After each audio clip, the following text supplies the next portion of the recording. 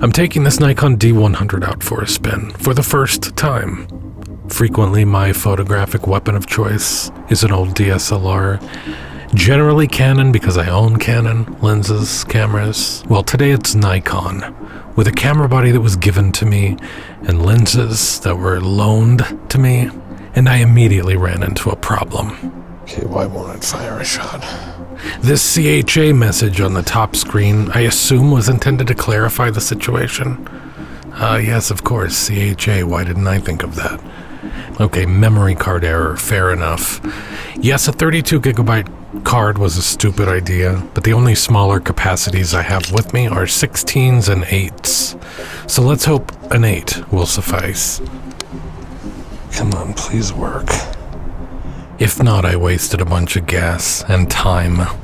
CHA is gone with this 8 gig card, but it will not fire a shot. Oh wait, 368, it just gave me an estimate. Yes.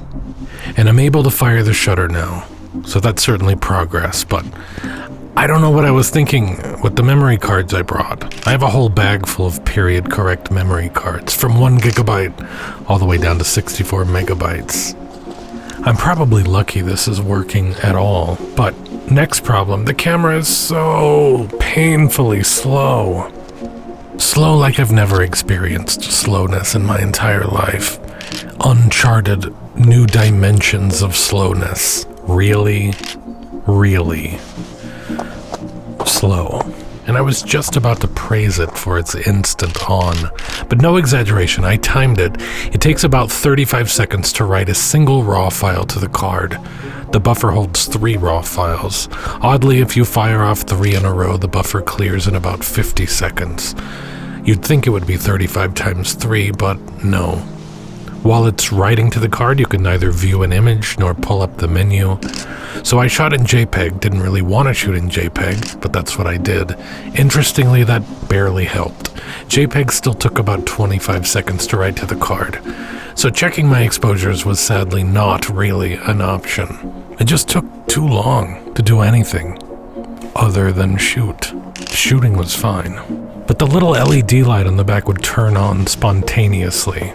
No shot had been fired. It would just turn on and then it would take a good 30 seconds to turn off again. I'd have maybe a 10 to 15 second window to check my exposure, and if I didn't, I would have just missed my opportunity, because soon the light would turn back on and the camera would once again grind to a halt. This was extremely frustrating because I did not feel remotely in tune with the light meter on the camera. In fact, the light meter feels poorly calibrated or something. I would underexpose by a stop or more, and I felt like most of my images were just overexposed anyway. And I deleted those. I'm showing the ones that had reasonable exposures, because a lot of them were just unusable. So how did I enjoy using the D100 this day? Well, I didn't at all. I rather hated it. I really questioned whether or not it was worth continuing, because I recently bought a D200 and I sort of can't wait to get into that camera. So maybe I should, right now. Maybe this camera is just too old, too primitive. Yes, I shoot a 1D, which is an even older camera, a Canon camera, but, you know, it was a flagship camera. The D100 is more of a prosumer camera. That said, it wasn't cheap. The D100 cost $2,000 US at the time of its release. So that's when I realized something else is going on here, because this cannot be how the camera actually performed in 2002. Nikon would not still be around today if they released a product this bad. Thus I began thinking about that 8 gigabyte memory card. And I don't have a fully baked technical explanation for this, but I know something about memory cards, compact flash controllers. I know there's a lot of opportunity for things to go wrong when you mix hardware from different eras. In 2002, a 1 gigabyte CF card was insanely, unthinkably huge. The controller, the file systems, the way the camera talks to the card, all of that was designed with sub 1 gigabyte cards in mind. You put an 8 gigabyte card in there, it's still technically compatible, I guess, sort of, but an ancient CF controller different flash architecture, different assumptions about how data is written. I just highly suspect that the camera is not really the main issue here. So my first shots with the D100, I hated the experience, didn't care for the images, but it's a new day. I've got a 1 GB card. Let's see if this helps. Jerry, who gave me the camera, link in the description. I really enjoyed his D100 video, and I agree with something he said in there. The JPEGs straight out of camera are not very compelling. So I'm really excited to switch to RAW. And sure enough, switching to a 1 GB card solved the problem. The camera is now very usable, reasonably fast, even in RAW.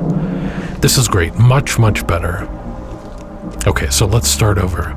The difference in image quality between RAW and JPEG is actually kind of astonishing. My subpar photographic skills notwithstanding, I've never noticed such a large disparity in any other camera, not just quality, like in a mathematical sense, but on an artistic, intangible, purely aesthetic level. The JPEGs blow, and the RAWs are really good. So here's my advice, just don't even bother with JPEGs on this camera. Set it to shoot in RAW, and leave it there. Those two changes, using a memory card that doesn't cause the camera to choke, and switching to RAW, made all the difference. This camera is suddenly fun. I'm completely having 2002 flashbacks here. Granted, that's a lot of flashbacks, despite having never used this camera until now. That expression, "it's a vibe," now I understand what that means. I've never uttered those words before that I know of, but it really is a vibe. More so than it's a camera, more so than it's a piece of hardware. The Nikon D100 is a state of mind. There's something really kind of special about the way that looks. Boring subject, I understand. But the rendering is really cool, for reasons I can't even translate into words.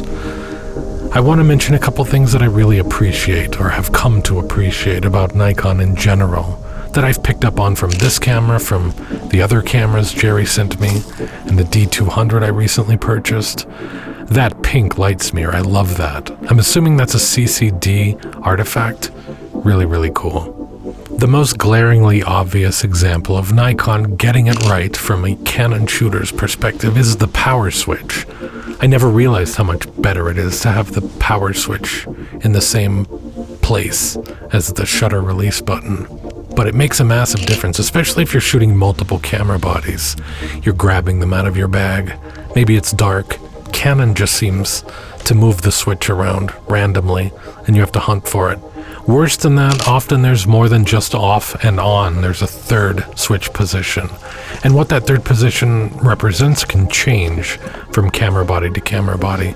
Sometimes I'm carrying 2 camera bodies, and that third switch position on one of the cameras means exactly the opposite as compared to the other camera. That's really annoying. Whereas every Nikon body I have in my possession currently, 5 of them, some that don't belong to me, have the power switch located in exactly the same spot with just the on and off positions. That consistency is so valuable and so appreciated.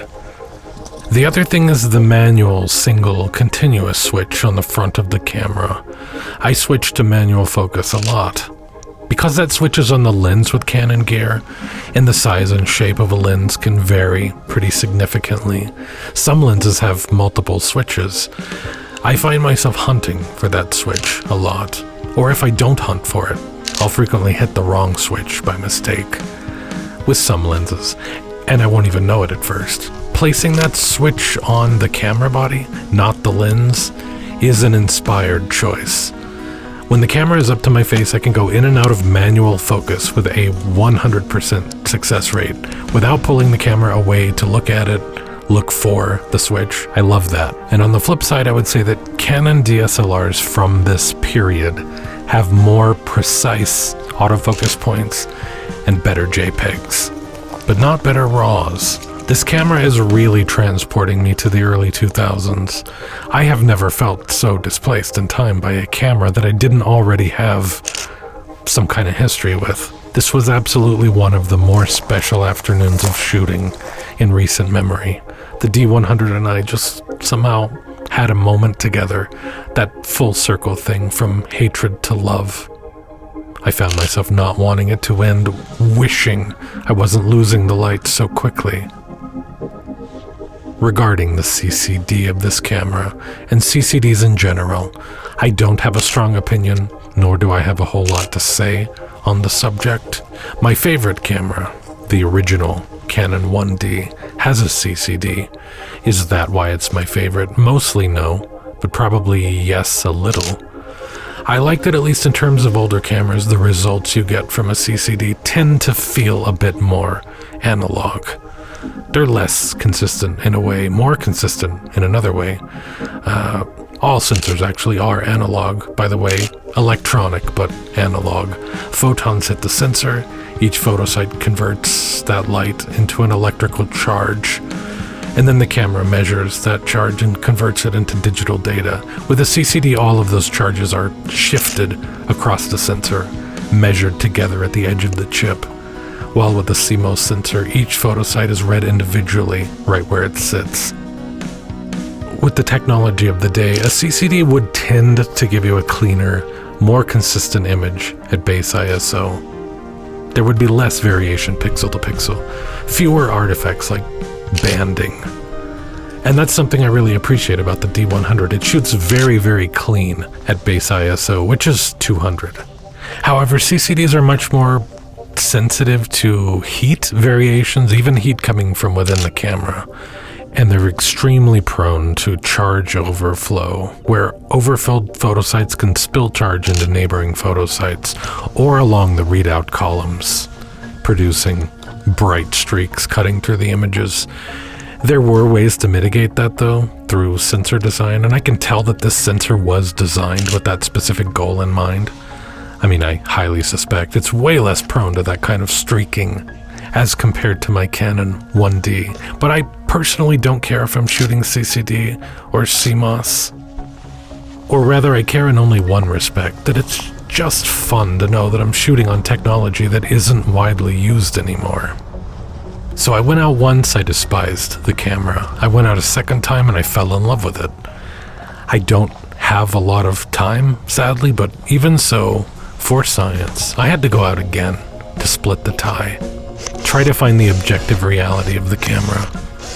Objective reality point number one, the autofocus is just awful, at least in certain situations.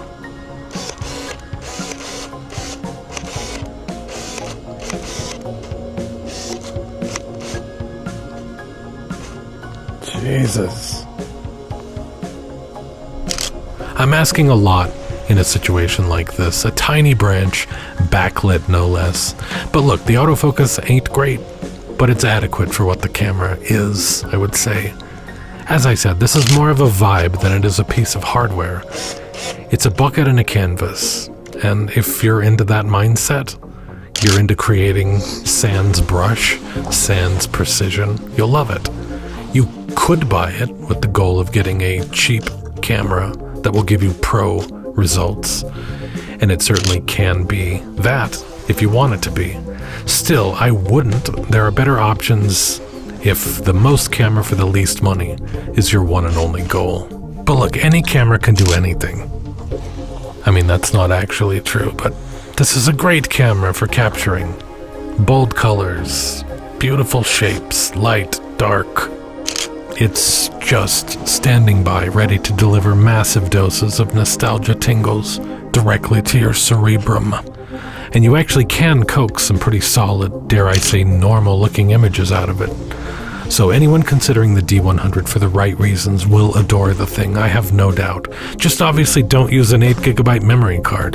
So a 1GB card works great. I suspect a 2GB card would also work, but I don't have a 2GB card, so I can't be sure. My guess, though, is that 2 is the limit. Cameras from this era were designed around the FAT16 file system, which effectively tops out at 2GB. Technically, FAT16 can address volumes up to 4GB, but there were also reasons that that wasn't common, that I won't get into.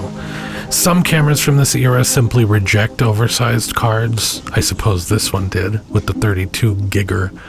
And others will format them down to the maximum size they support. My Canon 1D does exactly that. It will happily take a huge card and just treat the first gigabyte as the whole disk. The D100 seems to take a different sort of approach. A much, much, much worse approach. It will just slow down to a fucking crawl without any explanation. Such a good idea, engineers. Thank you for that.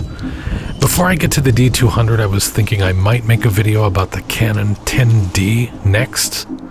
I've been meaning to for years, and it's kind of in the same class as the D100. The 10D, while yes, a slow camera, is able to work with large cards. It'll use the first 2 gigabytes and ignore the rest. Maybe I'll make some similar discoveries about the 10D though. I am kind of curious to see if memory card size has an impact on speed. This is not something I'd ever really considered before, but the 10D has kind of an appalling boot up speed, and so maybe a small card would fix that. I don't know. And again, the D100 turns on instantly, so it definitely wins there. The Nikon D100. It's slow. Autofocus isn't great. The meter and I still don't completely trust each other. And apparently it can be brought to its knees by an 8 gigabyte memory card. But somehow none of that really matters. If you can get into the correct state of mind, work with it instead of against it, it's actually kind of compelling. Feels so far removed from current camera technology. So if you're very fond of the modern world, you'll probably hate the camera. So then do me a favor and don't buy it. Let's keep the price low forever. I am not loving it so far. Don't know how much of that is attributable to just sort of having a bad day in general. But I find myself wishing I could skip right to the D200.